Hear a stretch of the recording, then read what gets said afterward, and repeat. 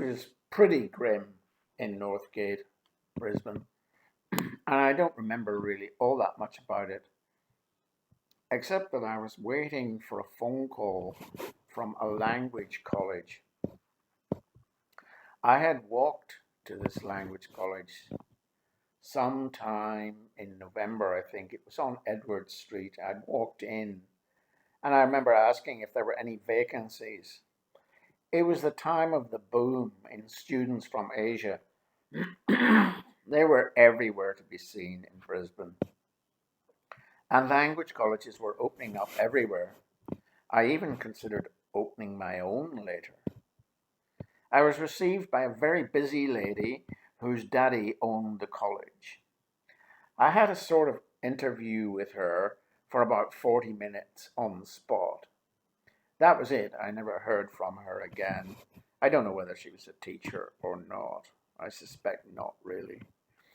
In desperation, in December, after leaving the international school, I had gone to Centrelink, Social Security, and requested to be case managed. Now, this is a category of being unemployed, which for most people on the dole is very undesirable because it means having to phone up employees on a regular basis. But this was exactly what I wanted. I wanted someone to actually make a few suggestions as to where I would get some work. I was prepared to do anything at this stage, even to retrain for something like a travel agent's course, as I had once considered before in Ireland. Anyway, eventually I was granted my wish and I was signed up to be case managed by a very helpful fellow.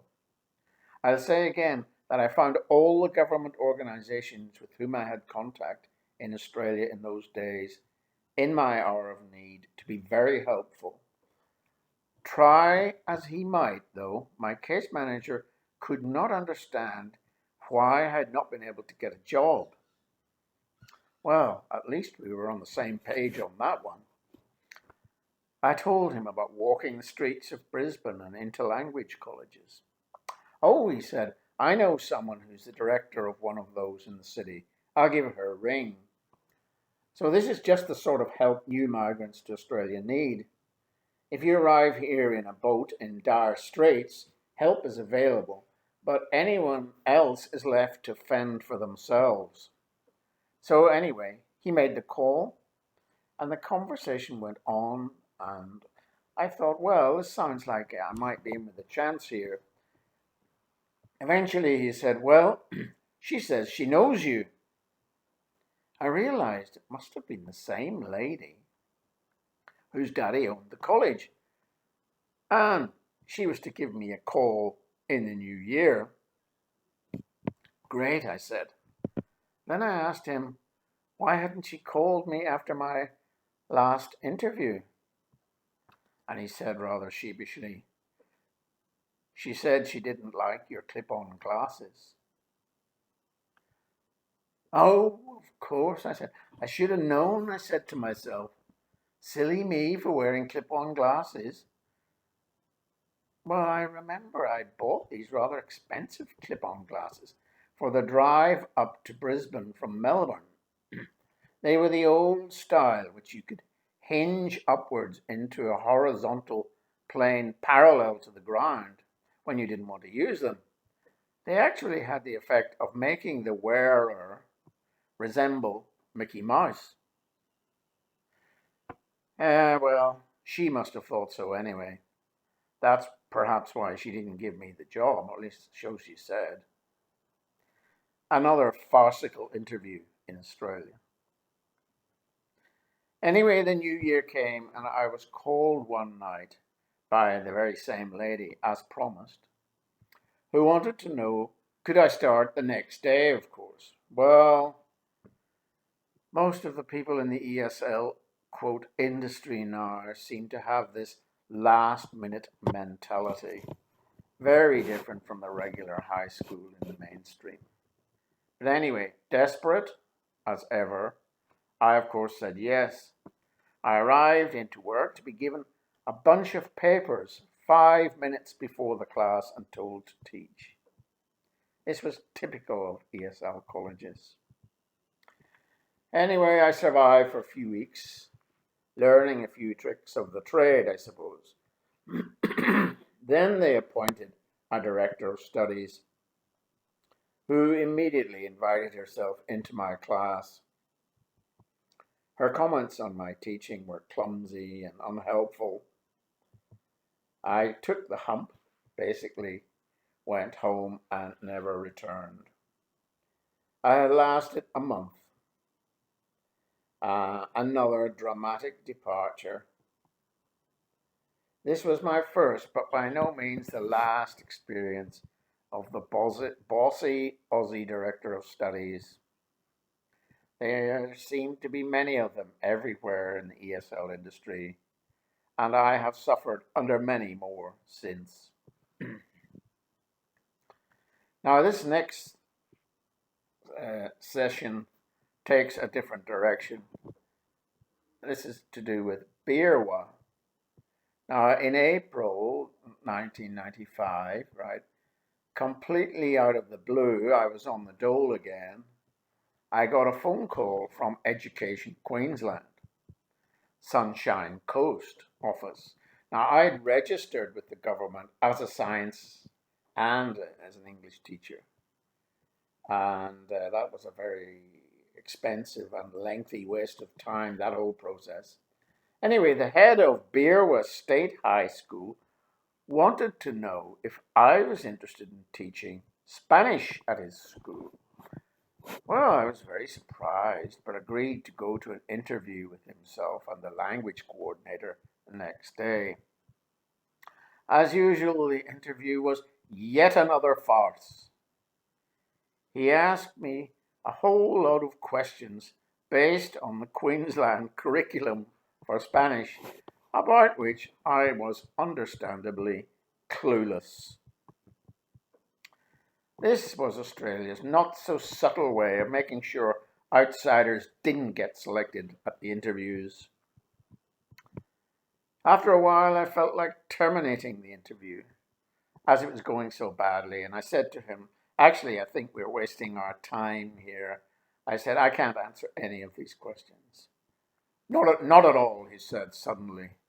He went on to say he would be prepared to offer me a contract teaching Spanish in year 8 and 9, including the promise of in-service development in Chile at Christmas.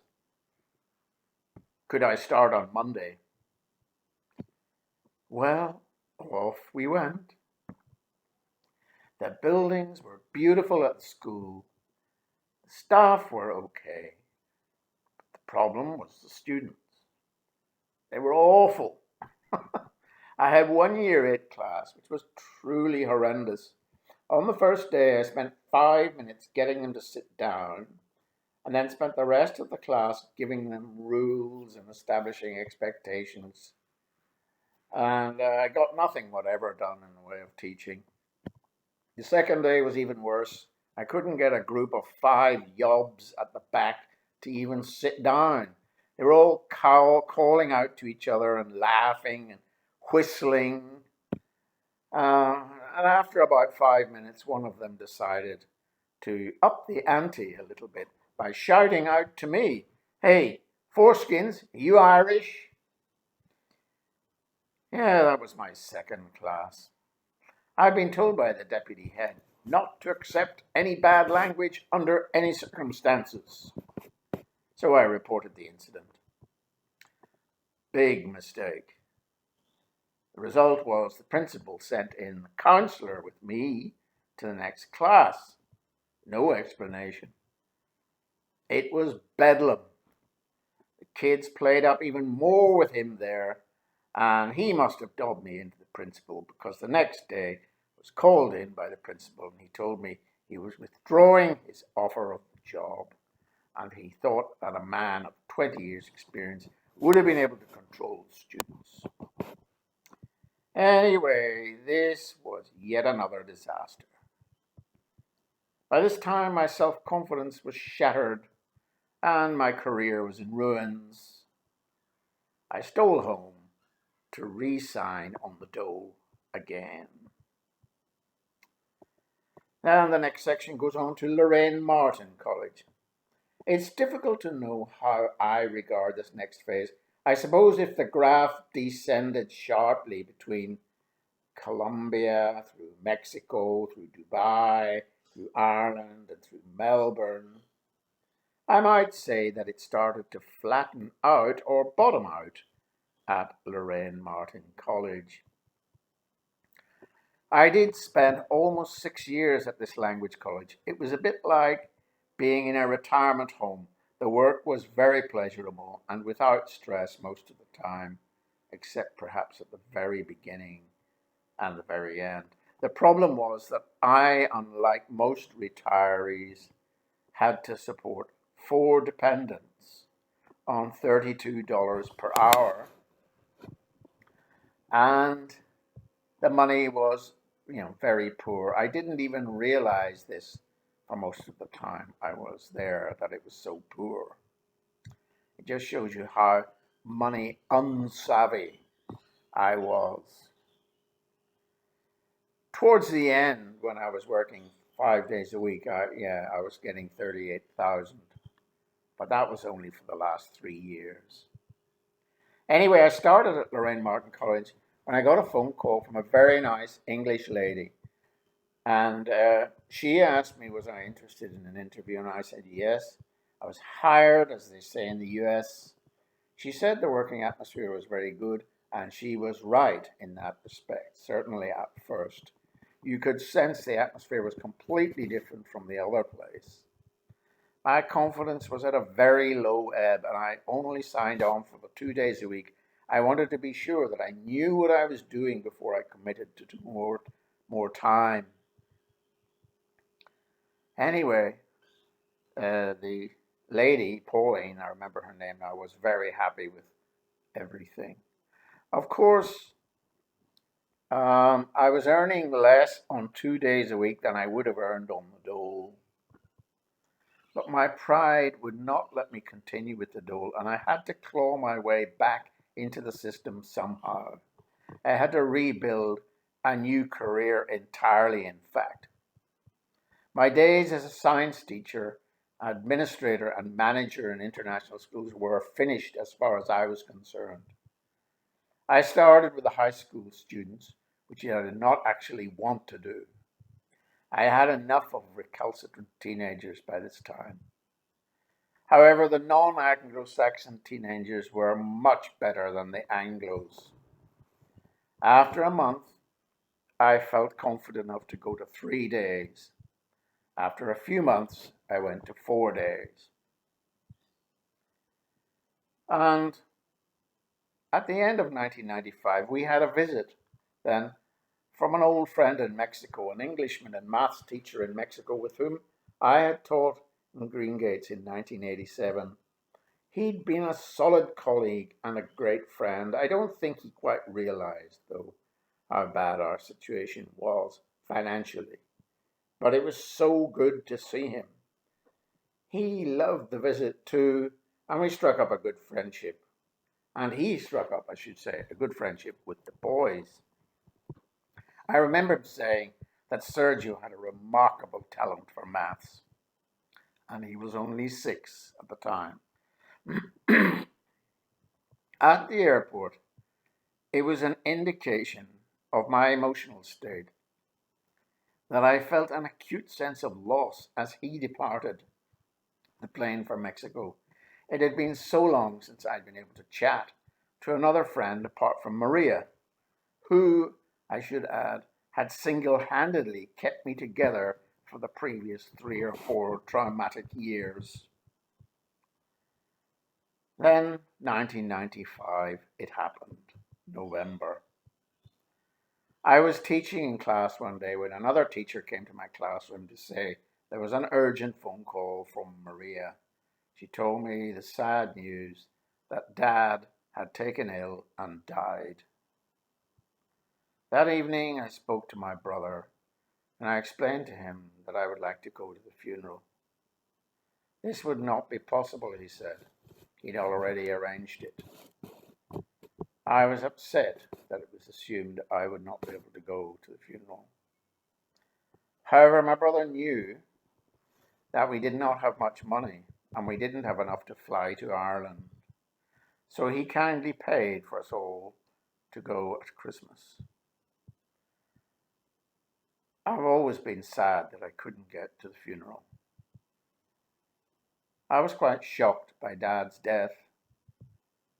A couple of months previously, I'd spoken to him on the phone, and for the first time I'd noticed he was not his usual cheerful self. I'd suggested he and Mum come to Brisbane for a second visit to Australia, but he had expressed little interest. In fact, he sounded quite down. He had been given a rather negative prognosis by his doctor. I think he knew then that he was not well and probably would never see Brisbane. He had loved the trips to Malawi, to Colombia, to Dubai, and to Melbourne. I remember breaking down one evening as I walked along Story Road. That's the third time I've admitted to breaking down in these memoirs. The kids loved the trip to Ireland and wasted no time in making friends with their cousins. They loved tobogganing on the snow at Stormont. When I got back, I asked the college if I could transfer to teaching adults. This was granted, and I started teaching 4 days a week. I continued during the boom days for a long while like this. Then eventually I moved to 5 days a week. There were plenty of students at the college, and we were even put on permanent contracts with 4 weeks paid holiday and sick leave. The teaching was tiring, but very enjoyable. But in 1998, the Asian crash happened. The tiger economies of Malaysia, Korea, Taiwan, and Japan, the currencies all crashed. China was not even a player at this time. This resulted in a quite rapid reduction in numbers of students from our main target countries. Suddenly, Lorraine Martin, which had been renamed Embassy College, started to shed staff. The casuals were the first to go. Teachers started to look for alternatives. One couple I knew went to Brunei, including my first boss at Lorraine Martin. I began to get worried myself.